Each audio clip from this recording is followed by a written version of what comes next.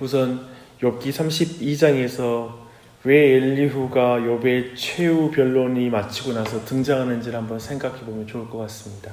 사실 욥기 마지막에 욥이 이제 세 사람과의 변론이 마친 후에 이제 내가 하나님께 직접 듣고 싶다, 이 모든 까닭을 듣고 싶다라고 말하기 때문에 바로 하나님이 등장하여서 모든 대답을 해주면 되는데, 실제로 이제 38장부터 하나님이 말씀하시는데 왜 엘리후가 이 사이에 등장하는가, 그에 대한 질문인 것입니다. 36장 22절에서부터 이제 하나님을 찬양하고 노래하라고 이제 권하는 엘리후는 37장에서 계속해서 하나님의 위대하심에 대해서 말하고 있습니다. 그리고 스스로가 찬양하면서 자신의 이야기를 마치고 있는데, 이것이야말로 사실 욥기 전체가 다루고 있는 중요한 주제를 말하고 있는 부분이기도 합니다. 즉, 하나님의 지혜와 인간의 지혜를 구별하고 하나님 경외해야 된다, 그리고 우리가 하나님의 그 지혜를 의지해야 된다라는 것을 말하는 것이죠. 근데 사실 욥과 세 친구와의 대화 속에서 마지막에 이제 내가 하나님께 직접 듣기를 원한다, 그분에게 이 모든 대답을, 내가 가진 이 모든 질문에 대한 대답을 하나님께 듣겠다라고 하는 그 말에 대해서 어쩌면 이 엘리후를 통해서 미리 그 하나님의 음성을 들을 수 있는 그 귀를 이제 준비시키는 과정으로 또 긍정적으로 볼 수가 있습니다.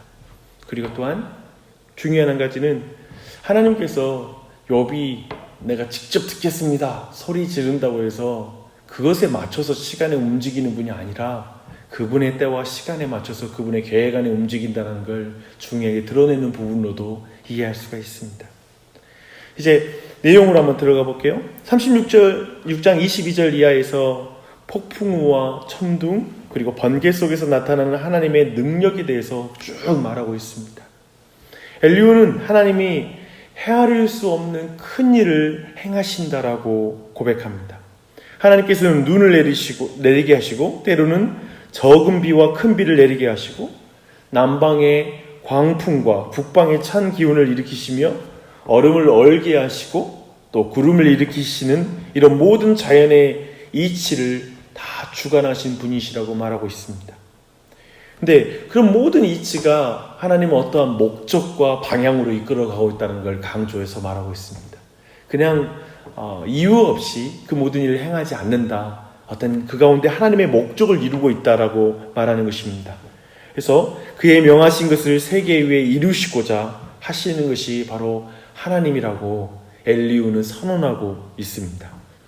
하나님은 목적을 가지고 행하시는 분이며, 자연은 스스로의 자신의 법칙을 가지고 움직이는 법이 없다. 자연의 모든 원리 하나하나가 하나님의 목적 가운데, 그분이 이끄심 가운데 있다라고 이렇게 말하는 것입니다. 그래서 자연의 이치와 돌아가는 모든 현상 가운데 인간이 이해할 수 있는 목적이나 이유가 도대체 얼마나 되겠느냐, 인간이 도대체 그 하나님의 깊으신 뜻을 얼마나 알겠느냐라고 엘리후는 질문하고 있습니다.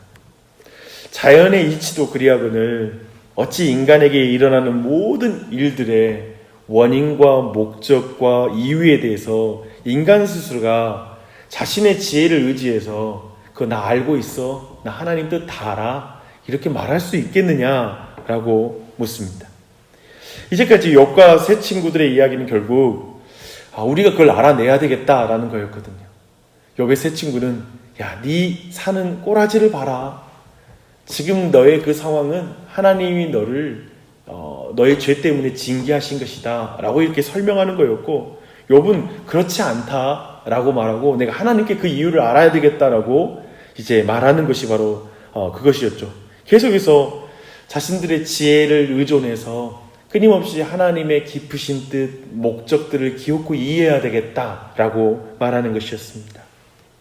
그렇다면 엘리후의 연설의 결론은 욥이 중간에 28장에서 말했던 내용과 통합니다. 주를 경외함이 곧 지혜요, 악을 떠남이 명철이라 하셨느니라. 주를 경외함이 지혜다.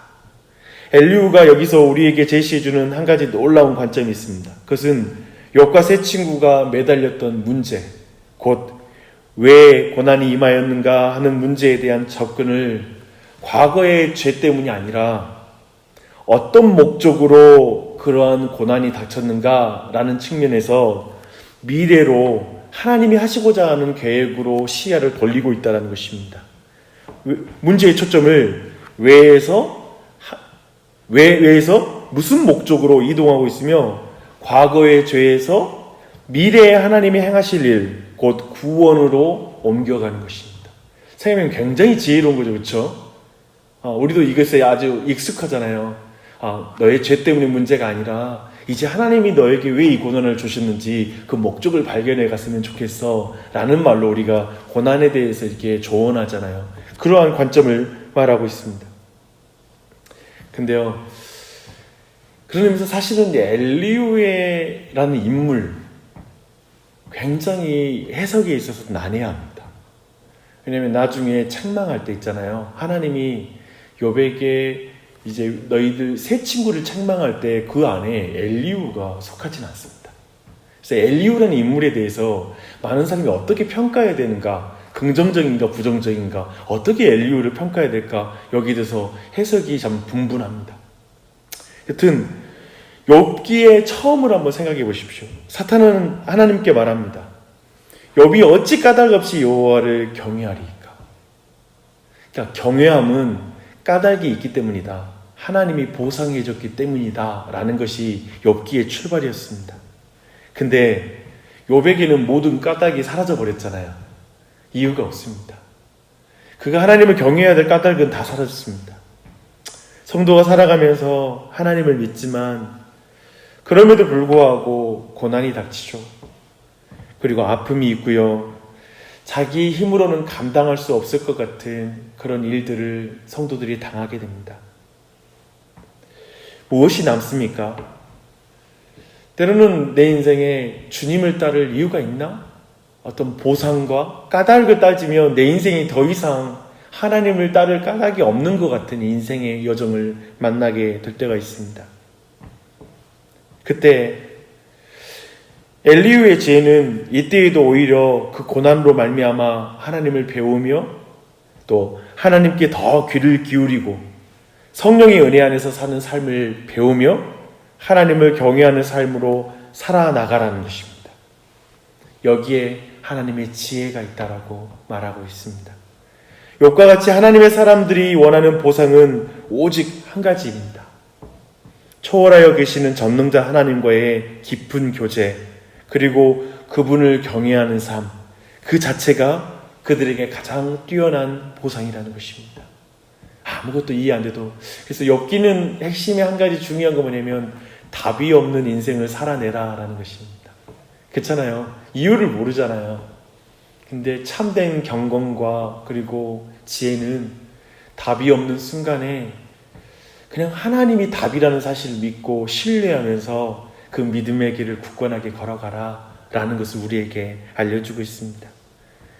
욥기의 남은 장들이 우리 모두를 포함한 욥기의 모든 독자들에게 더 구체적으로 이제 남은 장들이 그걸 알려주게 될 것입니다. 엘리후는 이렇게 사실은 그 전 내용, 모든 내용을 전체로 본다라면 저는 이 엘리후는 다 옳지도 않고 다 틀리지도 않은 인물입니다. 한계를 가진 존재가 맞아요. 심지어 이렇게 하나님은 이렇게 크신 분이니 그분을 너 경외해라 라고 말하면서 사실은 야, 너 그 크신 하나님 앞에 너 스스로 이렇게 말하는 거 죄야. 또 이렇게도 정죄할 수 있는 거예요, 사람이란 게. 그렇잖아요. 그러니까 사실은 오늘 욥기의 전제는 욥이 자신의 죄 때문에 이 고난 당한다는 건 아니거든요. 그런데 오늘 본문을 가지고도 우리는 누군가를 정죄할 수 있습니다. 그렇잖아요. 너 세상 하나님 이치 알아? 정말 얼음이 만들어진 원리 알아? 이러면서도 정죄가 가능하거든요. 그런 의미에서 참 어려운 문제예요, 신앙이라는 게. 하지만 문제를 한 면로만 보다가 다른 면을 보면 사람들은 생각이 많아지고 겸손해지잖아요. 그래서 엘리후의 말을 들었을 때 사실 욥이 반문을 하진 않거든요. 그리고 바로 하나님의 말씀이 이어지는 걸 보게 됩니다. 사실 우리 모두는 어쩌면 끊임없이 겸손해지는 말들을 듣게 되는 것 같습니다. 그럴 때가 있어요. 우리가 막 뭔가 내 고집과 내 생각이 꽉 차 있다가 어느 순간 누군가 삶에 대한 간증과 고백 통해서 자신의 죄를 고백하고 정말 낮아지는 모습 보면서, 그리고 다른 관점을 들으면서 내가 정말 교만했구나, 다시 하나님께 나아가야 되겠다라는 마음을 가질 수 있겠죠. 그때 좀 더 우리는 더 분명하게 들을 수가 있습니다. 그래서 어쩌면 이제 욥은 더욱더 하나님의 음성을 더 듣고 싶고 하나님의 말씀 더 잘 들을 수 있는 귀를 갖게 되었을 것입니다. 이제 38장부터가 내용이 이제 그 내용인데요, 내일 우리가 볼 통독의 말씀이기도 합니다.